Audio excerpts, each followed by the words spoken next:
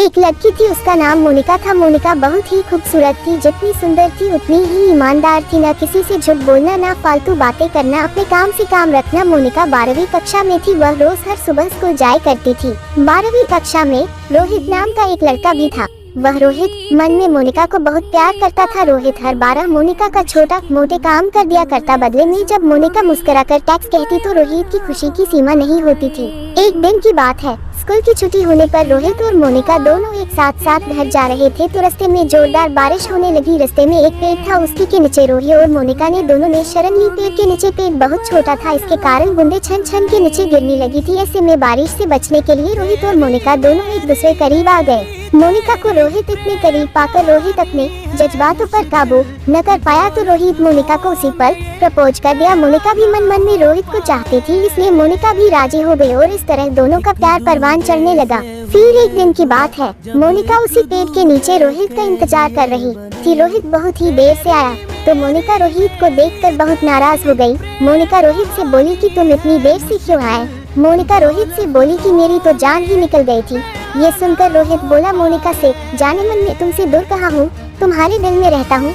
तुम्हें यकीन नहीं है तो तुम्हारे दिल से पूछ लो। मोनिका रोहित की इतनी प्यारी बात सुन के सब गुस्सा भूल गई। मोनिका दौड़ के रोहित गले से लिपट गई। एक दिन फिर उसी पेड़ के नीचे मोनिका और रोहित दोनों बातें कर रहे थे।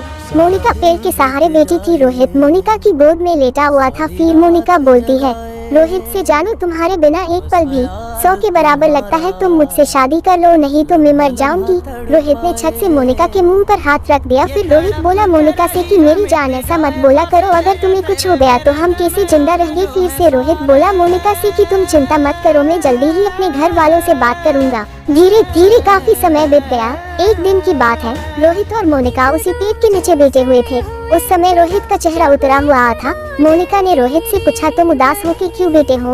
रोहित ने जवाब दिया कि जान, मैंने अपने घर वालों को बहुत समझाया, लेकिन हमारे घर वाले हमारे दोनों की शादी के लिए तैयार नहीं है।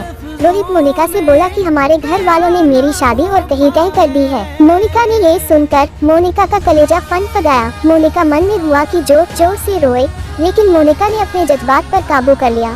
फिर मोनिका बोली, रोहित मैं तुमसे सच्चा प्यार किया है, मैं तुम्हें कभी नहीं भुला सकती। रोहित बोला मोनिका से, प्लीज जान, हो सके तो मुझे माफ कर देना। फिर रोहित धीरे से बोला, तुम चाहो तो हम हमेशा अच्छे दोस्त बन रख सकते हैं। मोनिका ये सुन के जोर जोर से रोने लगी। रोहित ने समझाया, फिर दोनों रोते रोते अपने घर चले गए। देखते देखते रोहित की शादी का दिन आ गया। रोहित को यकीन जरूर था कि अपनी दोस्त मोनिका हमारी शादी में जरूर आएगी, पर ऐसा हुआ हाँ, मोनिका का भेजा हुआ एक गिफ्ट रोहित को जरूर मिला। रोहित ने कांपते हाथ उस गिफ्ट को खोला और उसे रोहित देखते ही बेहोश हो गया। उस गिफ्ट में कुछ नहीं था, खून से लटपट हुआ मोनिका का दिल था।